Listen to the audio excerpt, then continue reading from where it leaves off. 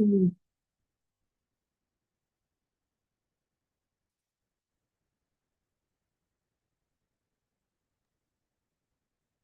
Good.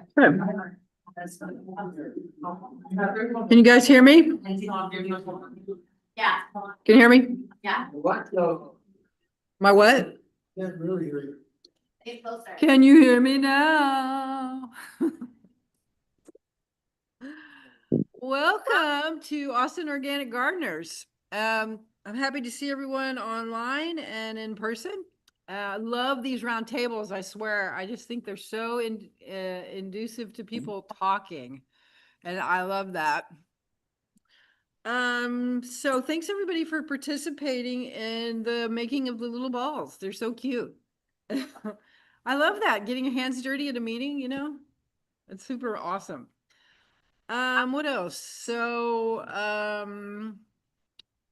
Let's talk. So we're Austin Organic Gardeners. We're 81 years old this year. We were born in 1945. If you become a member, you get to help spread our message of doing gardening type activities and having speakers here. It's $25 a year to become a member, yearly membership, and sign up if you like. Marie is our treasurer. Raise your hand. And she would be happy to take your membership. I'm also put out a little dish if you want to put any money in it for contributing to the activity, the supplies and the speaker fee and everything that we did that. So if you can contribute in that way as well, appreciate it. Ways to help. So our club is in need of at least one board member right now. If you're interested in being on our board, let one of us know. We'd happy to have you. We also have a garden down here at Zilker that we maintain weekly.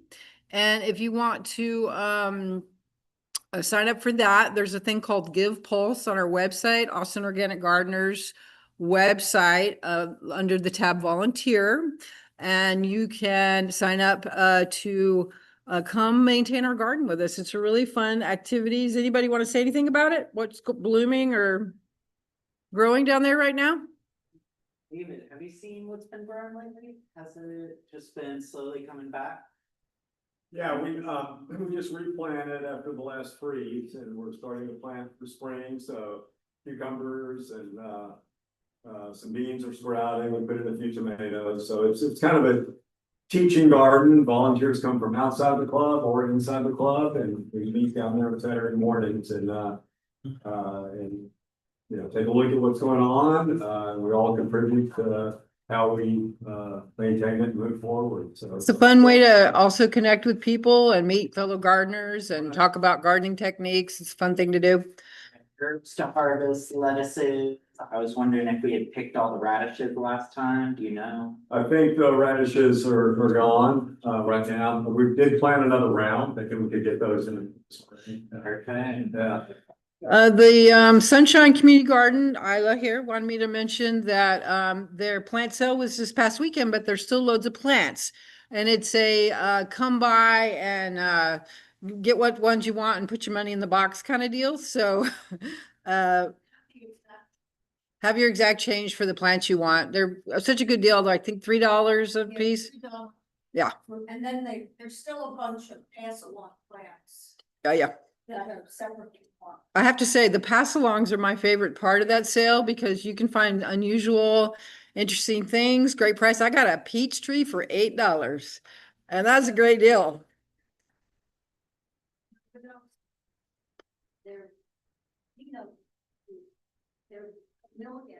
Obermilias, they did have a bunch. Yeah. Yeah. So that's over on Sunshine Drive near 45th and Lamar, I guess, 45th and Lamar, between Burnett and Lamar. So Sunshine Community Garden. Yeah, go ahead. Right across from the health department.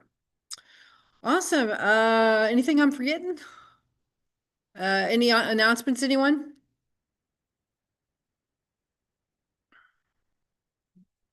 Not a one? Okay.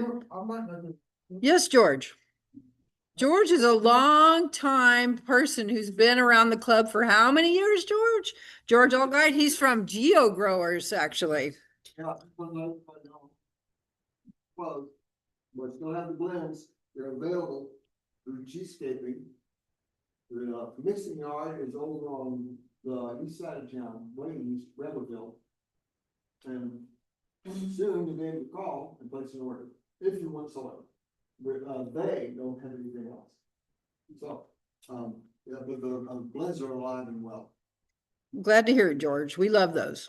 Thank you. So I'm gonna introduce Teresa O'Shaughnessy. She is president of the Josephine Porter Institute for Applied Biodynamics. She's going to talk about biodynamics, working with nature's rhythm in the garden. Teresa came to biodynamics through the Waldorf education in Austin, Texas, where her children attended from kindergarten through 12th grade.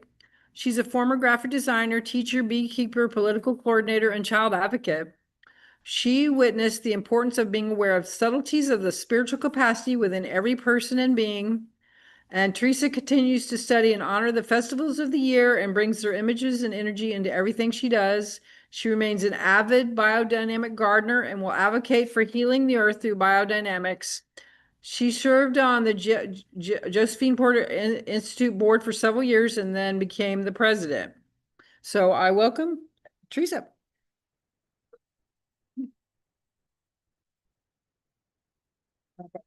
Let's see how I share. Sure. Get that out of here.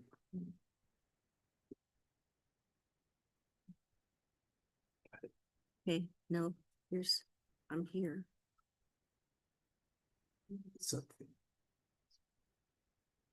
Okay, but I want to do the slideshow. Yeah. I want presenter view. Oh, there it is. That's not what it is. You can drag this further over this way and get it. What do you off. mean? We'll move this, drag this there. Yeah, just the top here, just drag it a little bit. This, okay, but it covers my slide. Okay, I think, Okay, thank you. okay. Hello again. That was a fun activity. So the biodynamic farm and garden organism. Before we start, I wondered if there were any questions about biodynamics that you want to ask, so I can hold those as I go through my talk. And we can possibly answer some of them. Actually speak closer to that, you're very light.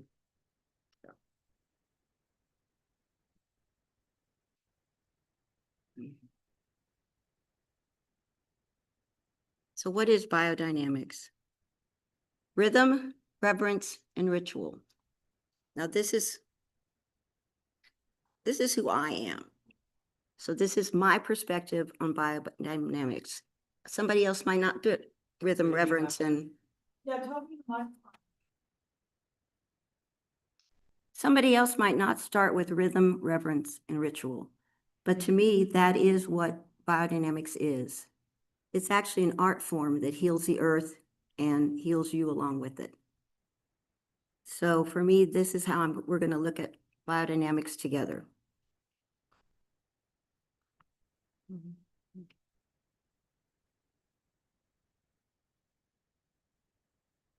Biodynamics is a holistic form of tending to your garden and your land.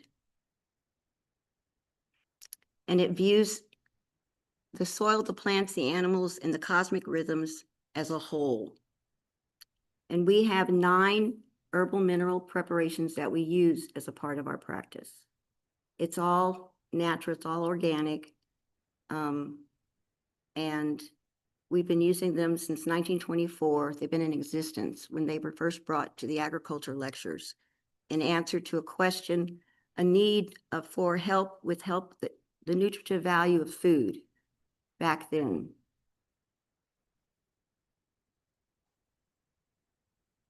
All this makes me hungry. Biodynamics is a way to prepare your garden or farm to produce even healthier foods and vegetables. We do non-toxic, we don't use chemicals, but we go beyond that. And we look at the whole organism. So we look at, you're in your garden, so it's not just your garden. It's the tree over here. It's the wild area you left here. It's the bird feeder you have over here. It's what I haven't done anything with in the back. All of that is part of the organism. So instead of focusing on just the one, if you're working with a plant that's not doing well or whatever, we recommend step back and look beyond them, look next to them, above and below them, or even this far out. You're looking at the whole farm. So what you do in this one place that's in front of you affects the whole farm. It's a living organism. So what you do at the far corner in the north affects the southeast corner. So what you bring to your garden and land is what you're going to reap. So if you're a good gardener, you can grow things, then you're doing fine. This will go to the next level. If you're not a good gardener, preps aren't going to change that. So these are amendments that you add, like fertilizers. And they're looked at in particular ways, when to use them, how to use them. We also use, we look at things as life forces. So the preparations address the life forces that are on your land and in your garden. It's the vitality. That's what comes with the produce that has more nutritive value. It's the vitality in it. Most biodynamic vegetables have a longer shelf life than organic. It got a stronger vitality, stronger life, and it lasts longer. Those of you who like the NPK things, and these are for the nerds, I'm not a nerd, but I was told I should put this in, so I'm doing it. You can see with the preparations, that after we've added it, how the nitrates went up, how the phosphates increased, how the potash changed. And this, when you look after 6 weeks, look at that bottom row compared to the first row, first top. It's huge. Lisa, Hmm? can you explain, in this title, it says field spray. Can you give us an idea of what field spray is? We have a product called Pfeiffer Field and Garden Spray. It is actually one of our most popular preparations. It actually has cow manure in it, but it also has every one of our preparations in it. It's like getting the whole thing in one place. And this is one of the fastest ways to get biodynamics on your land. We have a grant program right now called the Merit Grant for people who have experienced life challenges. The people on the East Coast that lost so much soil and land with the hurricanes in Carolinas and all of that, they are struggling to get all the toxins off and to start again. And this is what we're shipping out to them. It's real easy. You put it in a bucket, you stir it, and I think this one we only stirred for a half an hour. And then you spray it. It's a foliar spray for the orchards. It's a foliar spray for the ground. It's really great to build up humus and things. I had somebody bring me bags and bags of leaves that they had collected, and I spray it with this to help it slow down and to start creating more soil and humus on the land. So this is one of the ones that we've been doing more research on, and it's one of the most popular ones. In the Hugh Courtney, who was one of the people who Steiner taught, entered Pfeiffer. Pfeiffer taught Josephine Porter. Josephine Porter taught Hugh Courtney. So these were our legends that came before us. And Hugh Courtney used to call the barrel compound the poor man's cipher. So it has all the preps in it too. So you have two choices to use for that. So when they apply to become a fellow in the grant program, they tell us their story. We've had somebody whose homes were burned down in a fire and they had a lot of woods. So we're sending them preps to help them reestablish themselves and help the soil and all of that around them.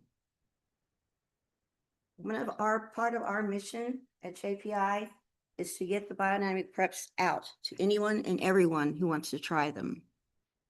So the fact that you came here tonight, that you're willing to do seed balls, this is great. And I brought some things for y'all to look at, the calendars we're going to talk about in just a minute that we use. This is the place to bring your questions, let us know what you need. Because the first thing I do with merit grant applications, I call them personally as president of the board. And I say, what can we do to support you? And that's what our mission is. What can we do to support you?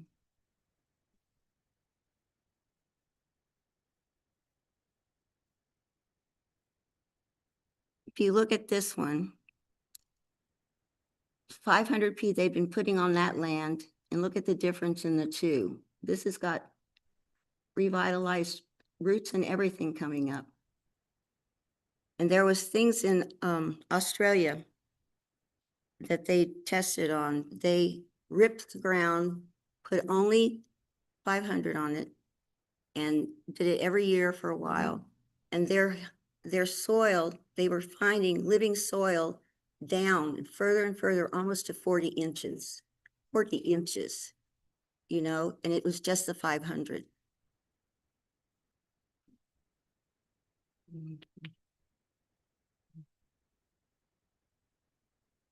This is what they're telling you about ripping the soil and everything. Alex Podolinsky did a lot of work in Australia. He's somebody you can Google and look at. He's one of my favorite people.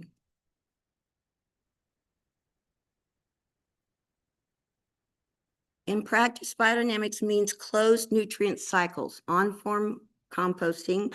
Composting is a big deal. We have a fiber compost starter that we use. We also have a regular compost with all the preparations you put into the compost pile.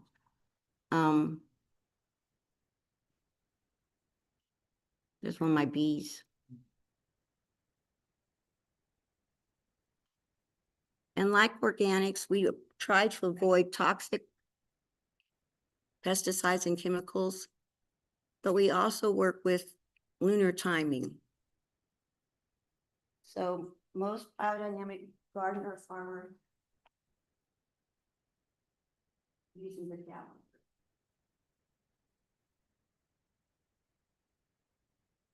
So there are root days, there are leaf days, there are fruit and flower days. And so everything that you have growing is in one of those groups.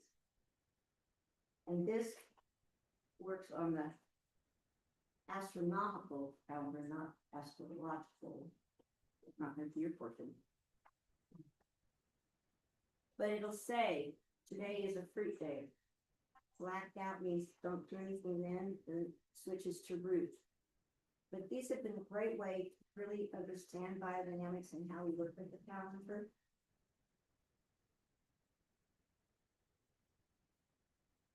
And I know that for gardeners, sometimes I have a whole bunch of things I gotta plant, and it's not the right day. I need to do brown before I leave them. And so I plant them. And then what you do is you look up when is the next day that is available for me to cultivate them. So I planted everything, it's all on the ground, wanted in before the rain came. Well, now what my leaf ones are, I can cultivate around them in 2 days. My flowers I can do tomorrow. My leaf ones, I can do in another week. You can always go back and cultivate and let forces enter into the soil by cultivating around the plants.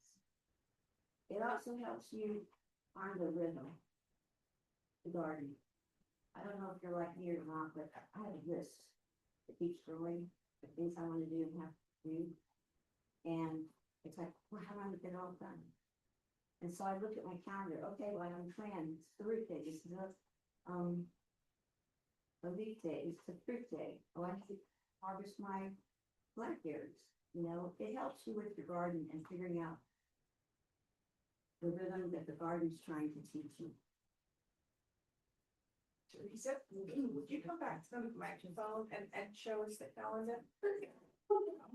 Oh, sorry.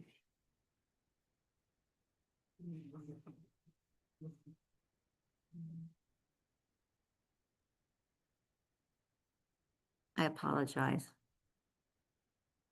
Can you repeat a little bit so people? Yeah. can hear? So the calendars are part of the rhythm. They're seasons. There is Imuk, which is winter. There is Beltane, which is spring. There is Samhain, which is summer into fall. And there is Lunasa, which is winter. So there's seasons that we pass through. And those are also reflected in your calendars. It's a reminder to look out your window and see what's going on in the bigger world around you. We have to give ourselves a chance to learn and to appreciate the forces that are entering into the garden and the land to help us.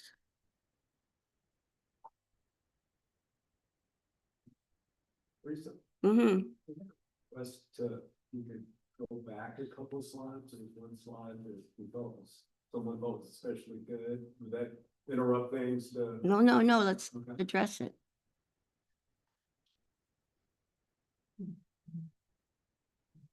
How do I go backwards? So, I'm going backwards. left there. I got it. Do we know where it is? One after that. That's it. Is that it? Alex Podolinsky.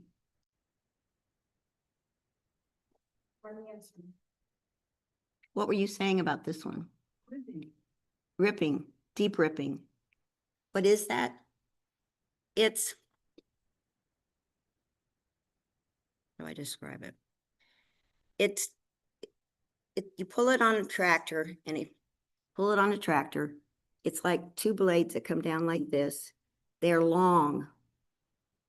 Because oftentimes when you plant, they get to a hard pan down underneath, and you've got to rip through that so that the roots can get past that. It's not churning up the soil. It's literally like taking a knife and slicing through the soil. And that cuts all that, the undergrowth out, it does the roots out, and so that what you plant above has a place to go and can get air and nutrients. If it's hard pan, a friend of mine was doing daikon into his soil because they're known to break up things.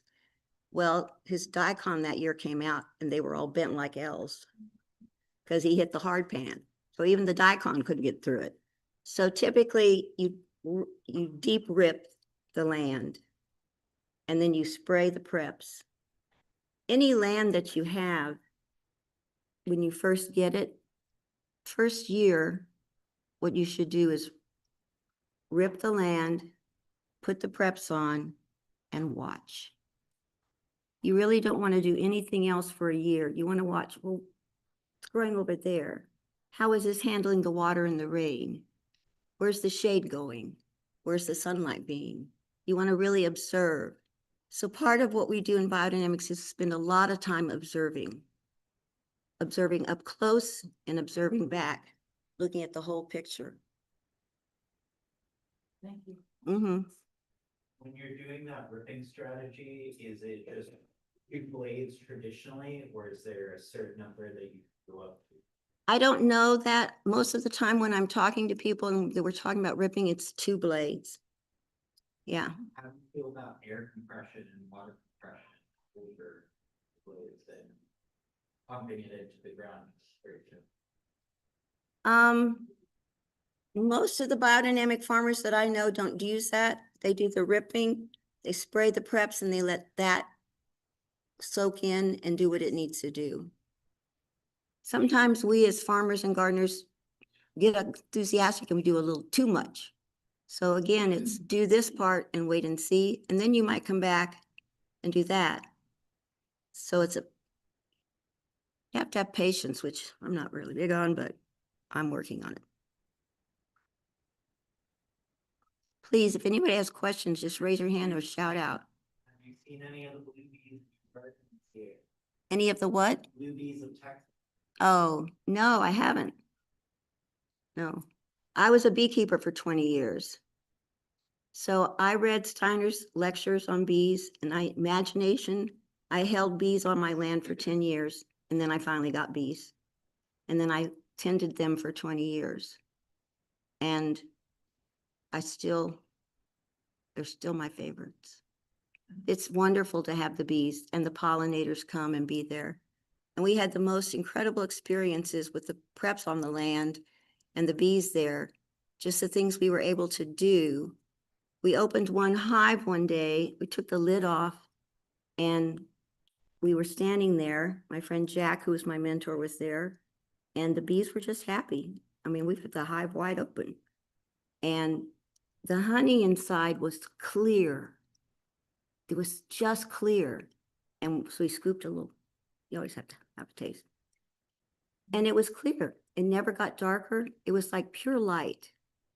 And he said to me at that point, he said, I've never, ever had this happen before, where they would be fine and everything's calm. And we're just sitting here licking our fingers. And yeah, it was amazing. So if you ever want to do bees, do bees. Just don't think about it, do bees. So talking about the rhythm of the calendars, it was one of the first tools that I appreciated when I started into biodynamics. It was a way to get my hands in the dirt and my feet on the soil.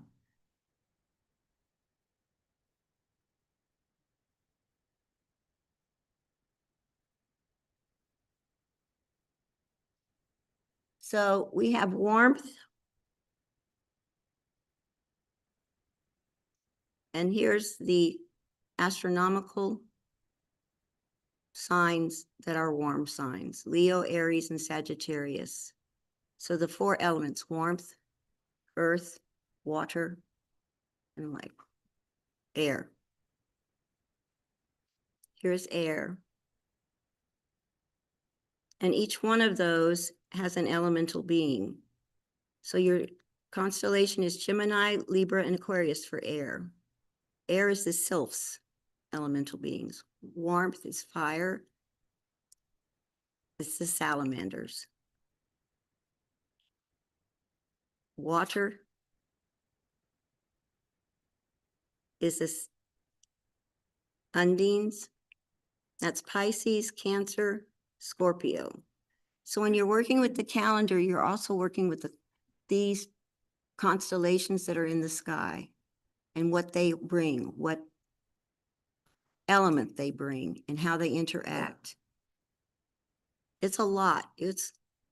I started out with the Stella Natura and eventually graduated to Maria Tune. And the Celestial Planting Calendar, I haven't used yet. I just love Maria Tune. So I'm okay where I am right now.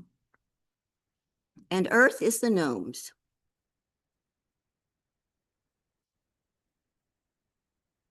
And that's that elemental being, Taurus, Virgo, and Capricorn. So warmth influences the development of fruit. And air, development of flowers. Water, development of leaves. And earth, development of roots. And also seeds begin as a root. So it's the element for seeds as well.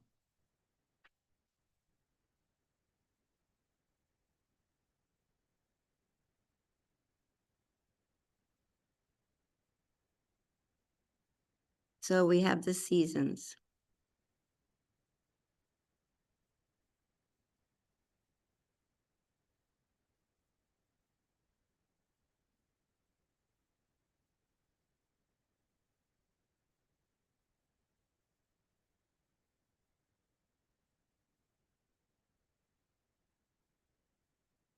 So spring, and those are crystals there.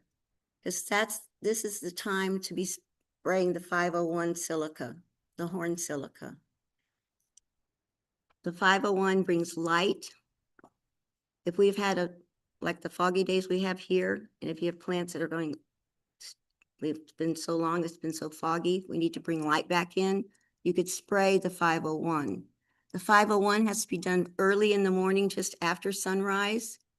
And you stir it with the vortex, but when you put it on the land, you can either do a backpack, you can do a bucket. I have a horsetail brush that I just fling it with. But 501 goes up. 500, which is the horn manure, goes, you spray it down onto the land, onto the earth. So, and spring is the time that we do stuff the horns for the silica and bury them.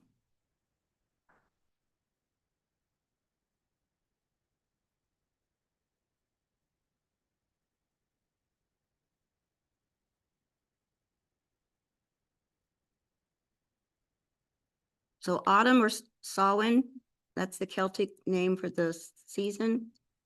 This is when we bury the horns. He has a little horn down there. It's a reminder. The horns are buried and they stay underground for a year. We dig them up in the fall and we restuff them right away because you have a little bit left over of what just came out. So the energy's there and the vitality's there. And so we stuff them again and bury them in the ground. 2,000 horns we did at the last workshop last fall. And I mean, you bury them about 3 feet deep.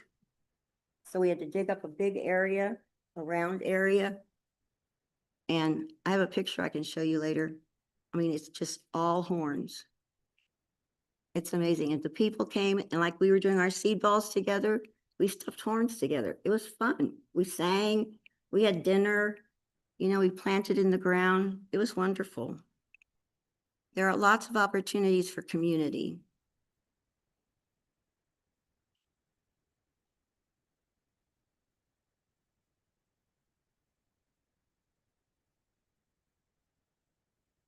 Winter, our Lunasa. So in winter, as a Waldorf parent, we celebrated festivals throughout the year, which also the calendar honors. In whatever culture you're from, there's something on the calendar that resonates with you. For me, it's the Irish ones. For you, it might be something else. But that season, the beginning of a season and the ending of a season is an important time to reconsider what you're doing, where are you going, what's ahead of us, what did we just finish, and to honor that and to celebrate that. Yeah, so in the winter we do a spiral on the ground. So I take cedar boughs, and I make a giant spiral, and we do that. People come over and we have it at night at sunset, and you walk the spiral. And you have a candle that you put on the way out. And by the end of the evening, after everyone's walked the spiral and placed their candle, it's all lit.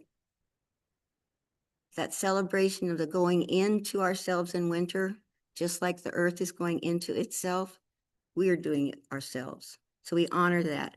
It's part of that reverence and ritual. Spring. Spring is when we do the silica.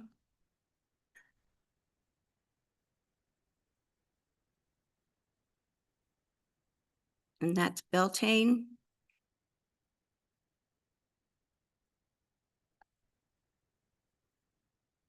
And summer. And in summer, it's excarnating. The whole earth is excarnating. You know how kids are in school and they're like, oh my gosh, the last day of school, yay. You know, they're all ready for summer. Well, our land is doing that too. Everything's excarnating out into the cosmos. You know, all the energy we put in is going up. It isn't until fall when it starts to come back into the earth. So we excarnate. We're just outside. We want to do everything outside. And that again is part of the calendar and the rhythm. So this rhythm on paper matches the rhythm in the sky, matches the rhythm in my heart, and matches the rhythm in my garden.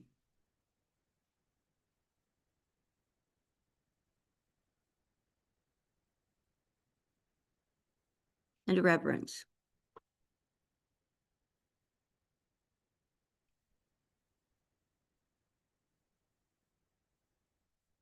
This is borage.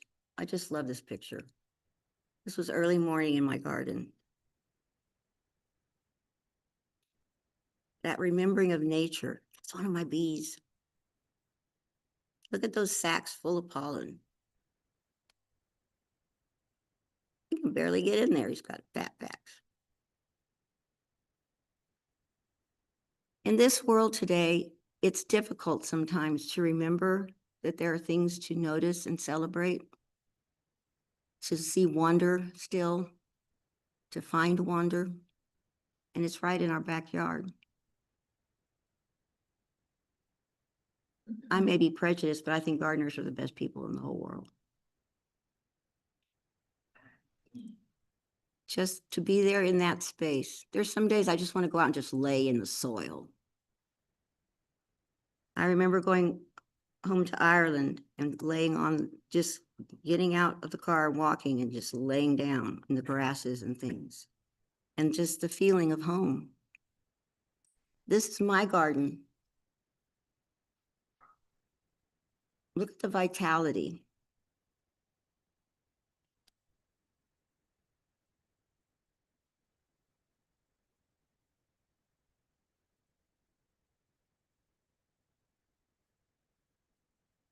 Okay, I'm in Texas.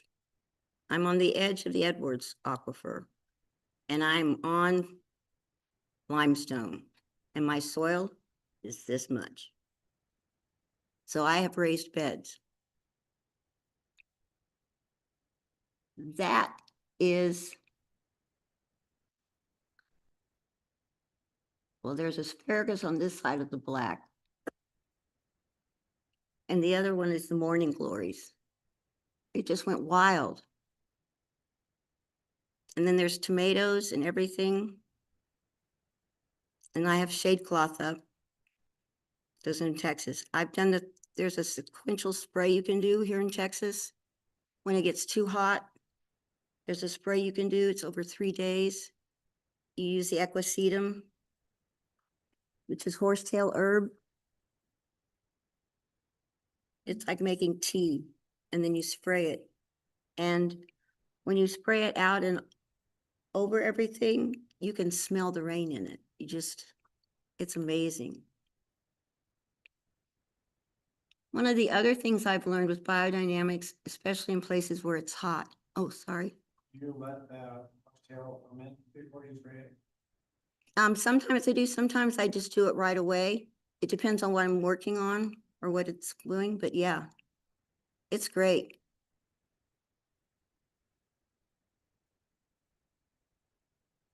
Yeah. Forgot what I was going to say, so I'll go on. This is my pathway to my garden. My daughter can attest to the fact that anything that's growing in my pathway that's a flower gets to stay.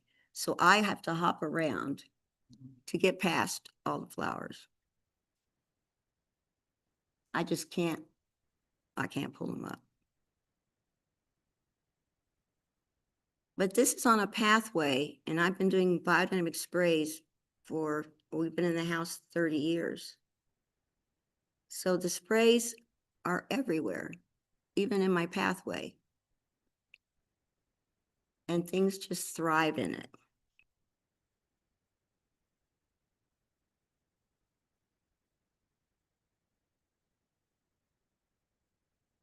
And I'm doing a spray there.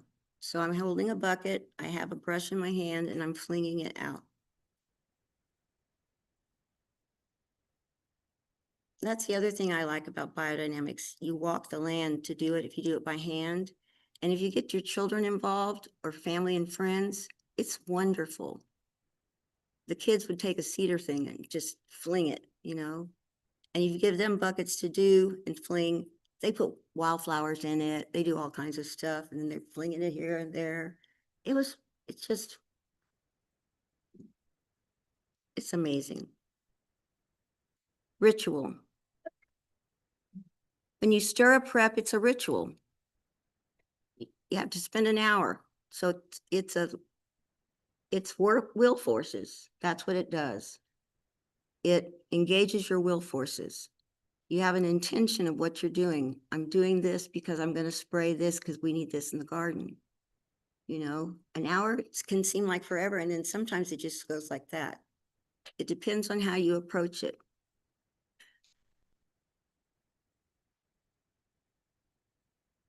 This is a table we had at our spring workshop at Perennial Roots Farm. Everybody just started decorating. Well, if you are familiar with Waldorf education, we typically have a nature table in the room. Well, this is our grown-up nature table, celebrating the preparations. And once it started, everybody started bringing things and we weren't going places, we were just picking them up where we were. Because we harvested stinging nettle that time and some other herbs, dandelions, chamomile. We were outside picking things. Yeah, it was great. Another aspect of the reverence and the rituals. Uh-oh. Whoop. Okay, let's go back. Do that.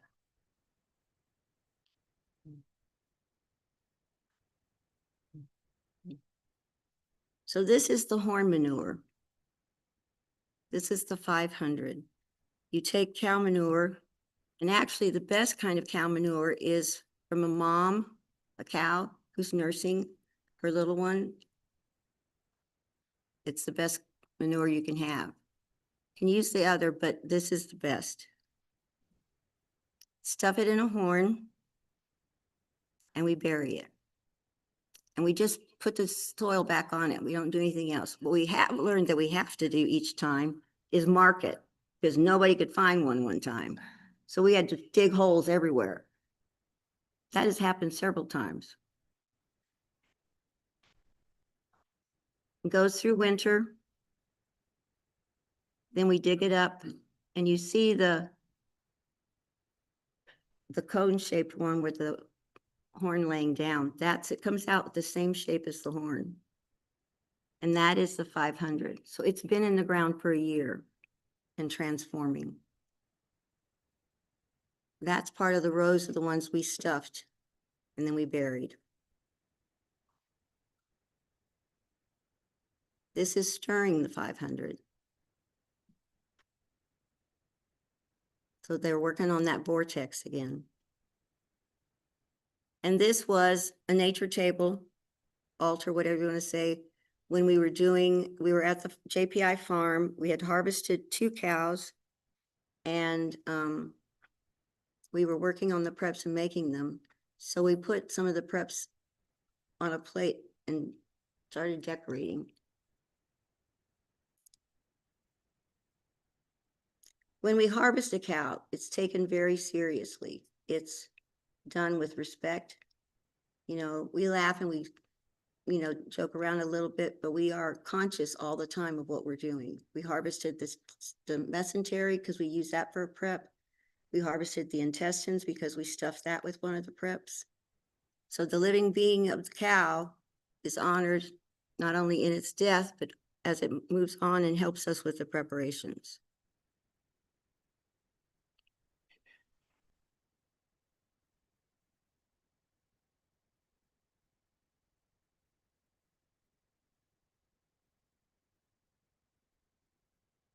So the quartz,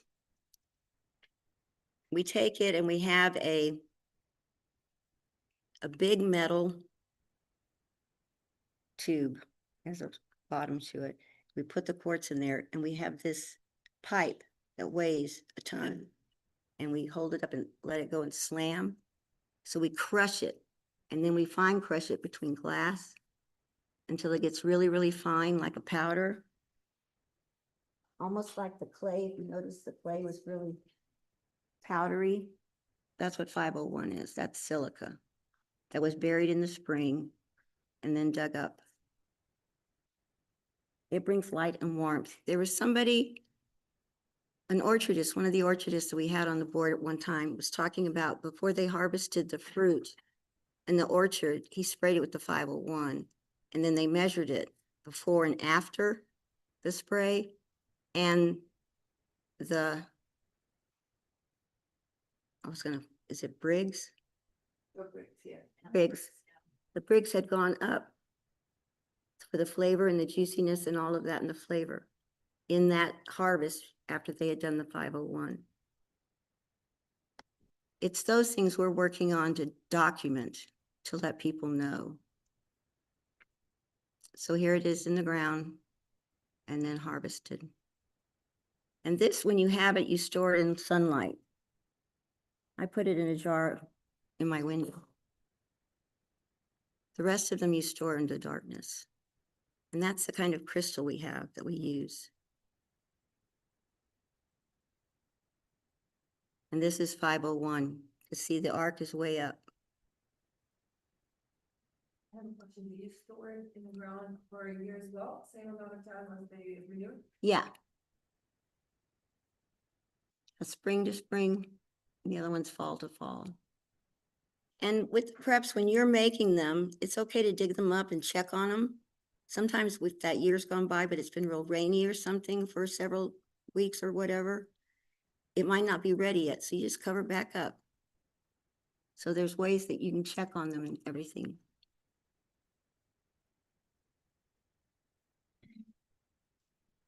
Maria Toon did the book, The Biodynamic Year, and we as a board were talking about what book would be a really good one for gardeners and beginning farmers. So I brought copies of this book to share with you all. It's one of the best books.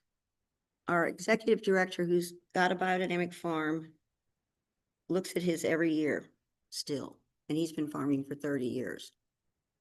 So it's one of those books that has all kinds of great information and helpful tips for you. So I brought those in case you all wanted to purchase those.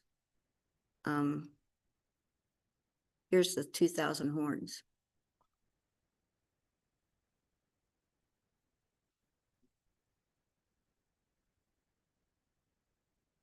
It's always interesting when we have a workshop, people from all walks of life show up. We had people who were living in a community that had no electricity or anything, and they came to it and were working with us.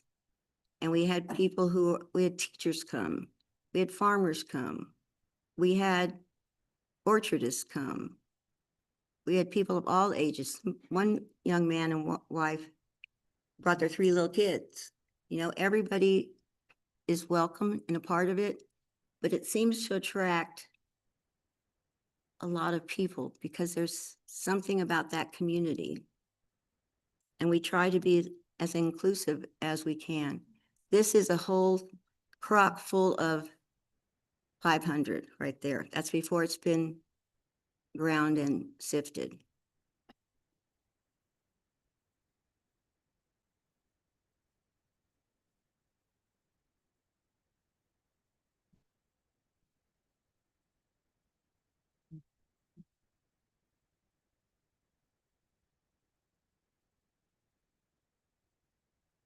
Any questions? Teresa, did you say what type of paddle were used for their horns? Is there a specific type of paddle? No, what we've done in the past years is we have to look and we interview butchers because we want the cow horn. We need them to save it. And that's been hard to get those. But we have somebody in Wisconsin, I think Brian's up there. He gets them for us, but it's not a particular cattle. It is just, we have not done a longhorn. But The Irish Dexters are really good. They're one of the best cows you can have here in Texas and have them be biodynamic. So no, there's not as particular. Everybody has preferences, but it would be any cow really. So, yeah. I was thinking, somebody said they did want the Longhorns.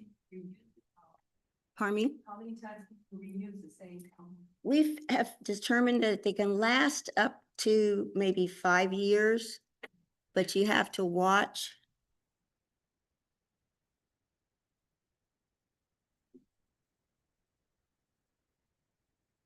Because this tends to start crumbling. Some of the 2000 that we did were use and reuse all the time. Just watch and just make sure that the integrity is not completely falling apart. And they're all different sizes and shapes.